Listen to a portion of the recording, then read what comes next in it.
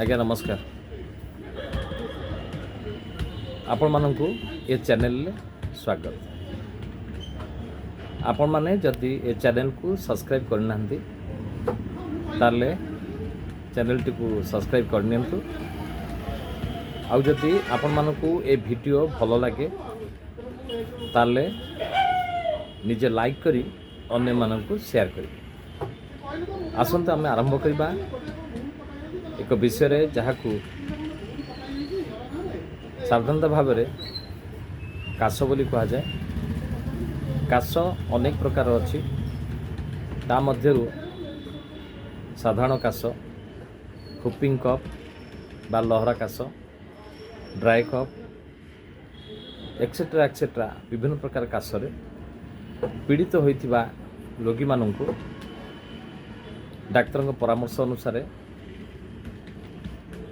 एक सिरप जे बहुत भलो प्रोडक्ट एसबीएल कंपनी जहाँ को कहती स्टोबाल सिरप जे आपण मानक सम्मुख को बा आपण मानक हितरे आपण मानक से सिरपटी जोगे देबू बा आपण मानक देखेबू से सिरपटी किभଳି ହେଇଛି ता दाम केते केउ जगह मिलुची आउ किभଳି काम करुची ए सब विषय आपण माने जानिबे। साधारणतः शीत दिन काश बहुत बढ़ी थाए। ए काशरू साधारण काश होई होई हुपिंग कफ परिणत होता है। आउ जदि नियमित औषध सेवन न करा जाए ताले रोग धीरे धीरे बढ़ी चले। ए रोग को जदि नियंत्रण करने को आम चाहिए ताले नियमित डाक्तर परामर्श अनुसार औषध खाइबा निहाती आवश्यक। से औषध मध्य गोटे कफ सिरप अन्यतम। से कफ सिरप आपण मानक देखौची ये होची एसबीएल कंपनी रो स्टोबाल सिरप। देखंतु ये तो अनेक पैक रो अछि। ये आपण मानक जो सिरप देखौची ये होची स्टोबाल सिरप एसबीएल कंपनी रो 180 ml आउ आठारु छोट अच्छी 115 ml ताठू छोट पैक अच्छी यहाँ हूँ 60 ml 180 पैक रो ताठू अधिक भी बड़ पैक अच्छी जहाँ को 500 ml कहते। रेट भी भिन्न भिन्न प्रकार अच्छी।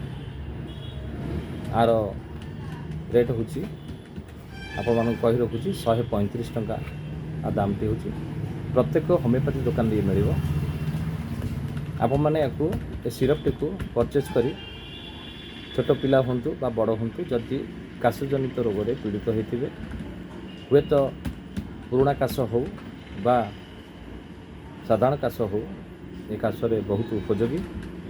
या जदि आपण मैंने नियमित खाइबे तो बहुत भल रिजल्ट कर। साधारणतः या उषुम पानी खाइले आउरी भल काम कर। जदि पेसेंट काशी काशी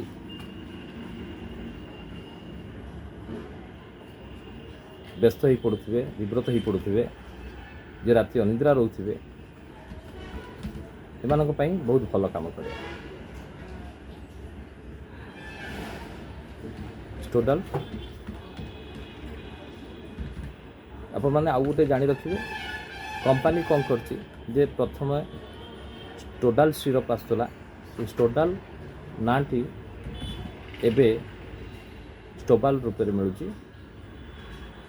स्टोडाल सिरप थिला प्रथमे स्टोबाल सिरपटी स्टोबाल परिणत होती। सेम मेडिसिन सेम कंपोज आउ दाम भी मध्य से अच्छी। बहुत भल प्रोडक्ट बहुत भल काम कर। आपण मैंने आपको नियमित जदि सेवन करेंगे निश्चय आपण मानकर जो काश जनित समस्या दूर हो पारे। ये प्रत्येक होमियोपैथी दुकान में मिल। आ डोजेस होची गोटे गोटे चामच करी 2-3 चामच नख उषुम पांडे दिन को 3 थर खाई पारे। सकाळ थरे खराब थरे और राति थरे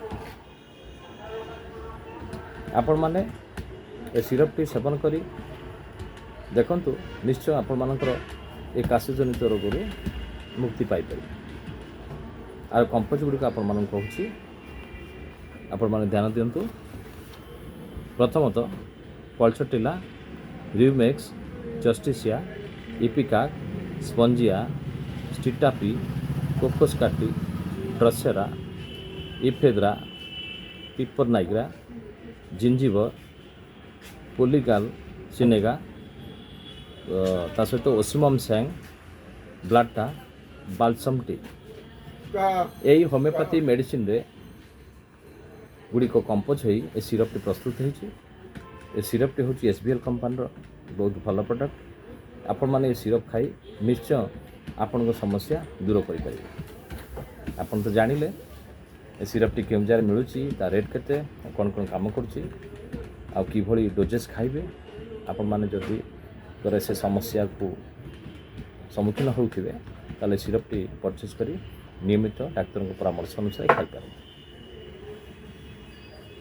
ଏତିକିରେ ମୁଁ ରହୁଛି। ହଁ, ରହିବା ପୂର୍ବରୁ ଆପଣମାନଙ୍କୁ ଗୋଟେ ଅନୁରୋଧ, ଯଦି ଆପଣମାନେ ଏ ଚ୍ୟାନେଲକୁ ସବସ୍କ୍ରାଇବ୍ କରିନାହାନ୍ତି ସବସ୍କ୍ରାଇବ୍ କରିନିଅନ୍ତୁ। ଆଉ ଯଦି ଆପଣମାନେ ଏ ସିରପ୍ଟି ସେବନ କରି ଆପଣମାନଙ୍କୁ ରୋଗ ବା କାଶଜନିତ ରୋଗରୁ ମୁକ୍ତି ପାଇପାରିଲେ ତାହେଲେ ଲାଇକ୍ ମଧ୍ୟ କରିବେ। ଲାଇକ୍ କରି ଅନ୍ୟମାନଙ୍କୁ ସେୟାର କରିବେ। ଏତିକି ରହୁଛି। ନମସ୍କାର।